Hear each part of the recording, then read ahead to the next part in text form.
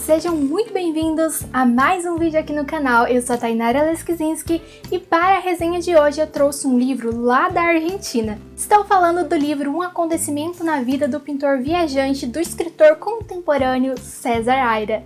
Como vocês podem ver, o meu livro está cheio de marcações porque eu sou daquele tipo de pessoa que gosta de uma leitura bem dinâmica, daquela que eu leio, releio, marco, anoto, pinto, grifo, enfim, como vocês devem imaginar a partir dessa gama de post-it do meu livro. E apesar desse livro ter aproximadamente 120 páginas, ele é de uma grandiosidade sem limites. E é por isso que eu escolhi ele como a nossa resenha da semana. Já faz algum bom tempo que eu li esse livro, mas agora eu estava olhando para minha estante e eu percebi que eu não havia gravado uma resenha dele, então eu decidi que o momento era agora, a história ainda está bem fresca na minha cabeça, apesar de tanto tempo de leitura. Eu acredito que isso se deve ao fato de ser uma história um pouco pesada, um pouco conturbada, daquelas histórias que realmente prende o leitor.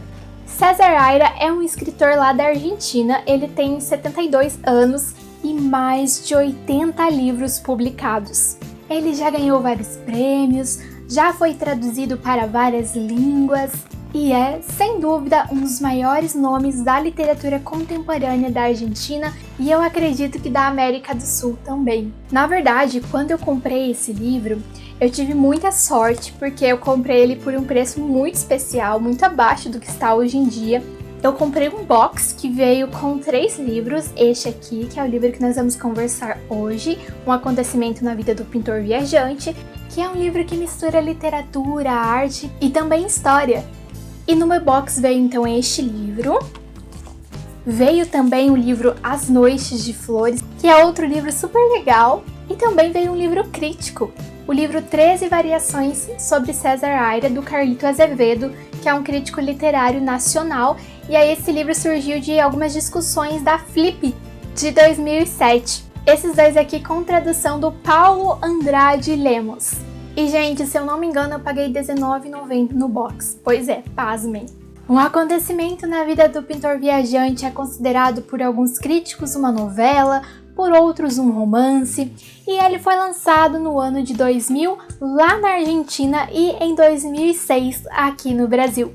Eu também vi que ele foi traduzido para o português de Portugal, e achei interessante que apesar de também ser em português, o título do livro lá em Portugal é outro, e isso deixa claro como muita coisa da nossa leitura depende do tradutor.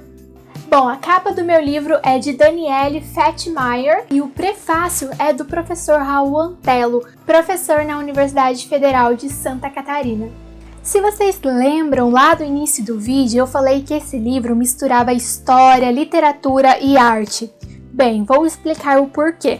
Neste livro nós temos uma mistura de fatos biográficos da vida do escritor Johann Moritz Rugendas.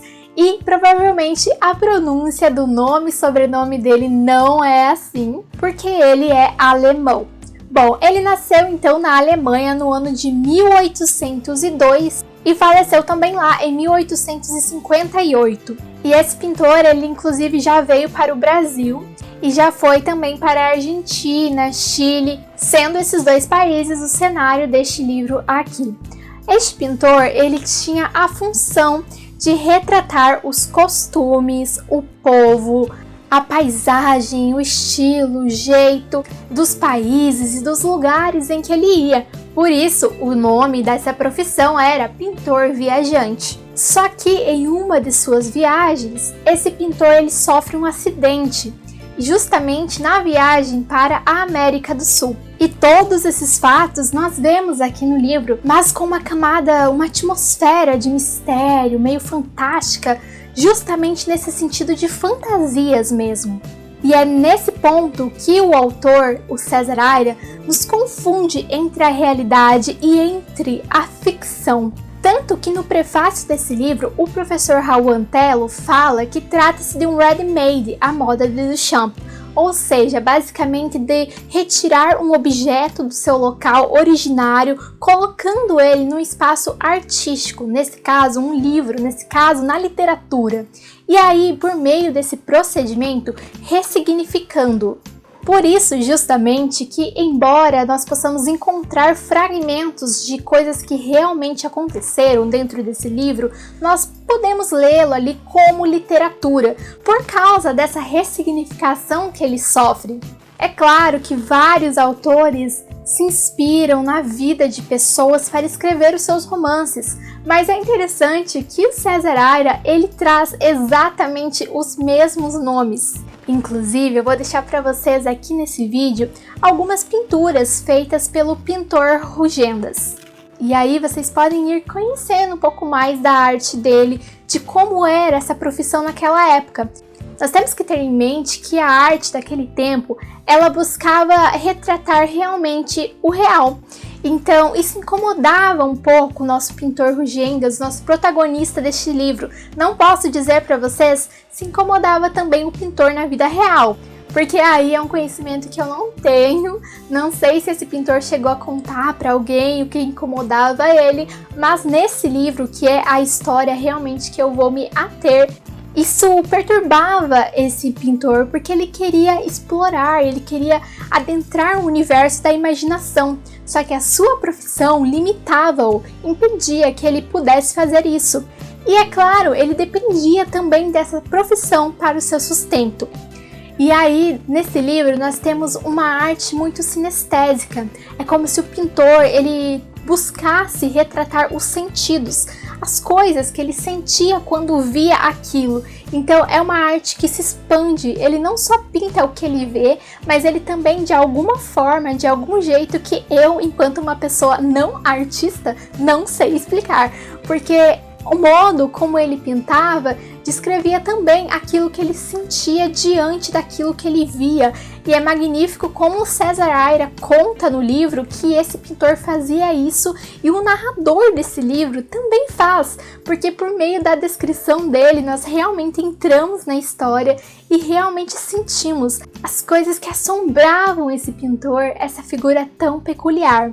Como vocês sabem, eu não gosto de dar spoilers, então eu vou evitar ao máximo falar do desfecho da história. Mas a verdade é que a primeira parte do livro é uma parte mais realmente pautada ali nessa biografia do pintor, porque nós conseguimos encontrar as informações que o nosso narrador traz se nós digitarmos no Google procurando pela vida desse pintor. Porém, a segunda parte do livro, ela é uma parte muito imaginativa, cheia de coisas bem tenebrosas, nada assim de terror, mas que trazem uma sensação de desconforto. E por que eu falo de primeira e segunda parte no livro? Na verdade, não há essa divisão claramente, como aqui começa a primeira parte, aqui começa a segunda. Não é uma coisa delimitada. Mas a verdade é que a partir do acidente do pintor, tudo muda. Então eu considero essa a grande ruptura da primeira fase para com a segunda. E eu penso muito nesse protagonista como aquele protagonista do livro A Metamorfose, do Franz Kafka, um grande clássico. Isso porque o Gregor Samsa, ele tinha uma vida na qual todo mundo gostava dele, sua mãe, sua irmã, seu pai, seu chefe, mas isso era enquanto ele produzia, enquanto ele trazia dinheiro, que pagava o curso da sua irmã, que ajudava seus pais em casa, e quando ele vira um inseto monstruoso, ele deixa de contribuir. Logo, ele passa a ser visto como alguém que não importa mais, ele é deixado de lado. E aqui nós temos algo muito parecido, porque esse pintor, no início, antes do seu acidente, ele era muito requisitado, todos queriam tê-lo em suas casas, mas depois que ele sofre o acidente, todo mundo se afasta dele, ninguém quer ter contato com ele, as pessoas têm repúdio, nojo, porque ele muda sua arte, porque ele deixa de pintar como ele pintava antes, porque a sua aparência é monstruosa, assim como a de Gregor Samsa. Então, isso é muito, muito interessante para pensar o quanto as pessoas são importantes umas às outras, enquanto elas podem trazer algum benefício, ainda que esse benefício seja somente status. Porque depois que elas caem nessa decadência, elas simplesmente deixam de ser importantes. Isso é muito triste e é uma reflexão que a literatura nos traz, é uma reflexão interessante que ela nos faz adentrar. O acidente é uma parte chave do livro, conforme eu já apontei para vocês. E não é nenhum spoiler assim falar desse acidente, na minha opinião, porque o grande desfecho do livro, o grande ápice, as coisas que realmente são interessantes que você leia sem ninguém ter te contado antes, estão depois desse acidente. Então o Rugendas, ele estava explorando o espaço, porque era isso que os pintores viajantes faziam, né? Para que eles pudessem conhecer melhor e então retratar na sua pintura. E em uma dessas explorações começa a chover, começa uma tempestade e aí um raio cai onde ele estava andando a cavalo. E agora eu não lembro exatamente se o raio atinge ou não o cavalo, mas enfim, de alguma forma o cavalo se assusta e sai correndo. E nisso o Rugendas cai do cavalo e o cavalo sai arrastando ele. E esse acidente provoca nele sequelas perenes. Então, tanto na aparência, quanto no modo de agir, quanto no psicológico dele, ele fica com sequelas. Só que é por meio desse acidente que ocorre também uma espécie de libertação. Porque antes, enquanto esse dandy, essa pessoa importante, requisitada, ele estava preso na profissão dele. Isso impedia que ele adentrasse no universo da imaginação e pintasse aquilo que ele realmente queria, explorasse melhor a sua arte. E eu acho muito interessante que lá no início da história, o narrador nos diz que os pintores, o Krause, que veio com o Rugendas e também o Rugendas, foram avisados pelos seus conterrâneos, ou seja, os alemães, de que a América era um lugar exótico e que poderia ser perigoso. E aí o narrador fala que, mesmo assim, ou talvez justamente por isso, eles decidiram vir para cá. E aí tudo isso acontece. E nós vemos que o pintor, o Rugendas, ele ansiava por uma mudança. E de uma forma ou de outra, ele encontra essa mudança, ainda que de uma forma trágica, por meio do seu acidente. Mas que esse acidente o liberta. E aí, em alguns momentos, nós também podemos pensar nisso tudo enquanto uma grande metáfora, tanto para a arte ali, quanto também para a literatura. Uma forma de mostrar o quanto esse universo artístico estava tentando se livrar dessas amarras do realismo.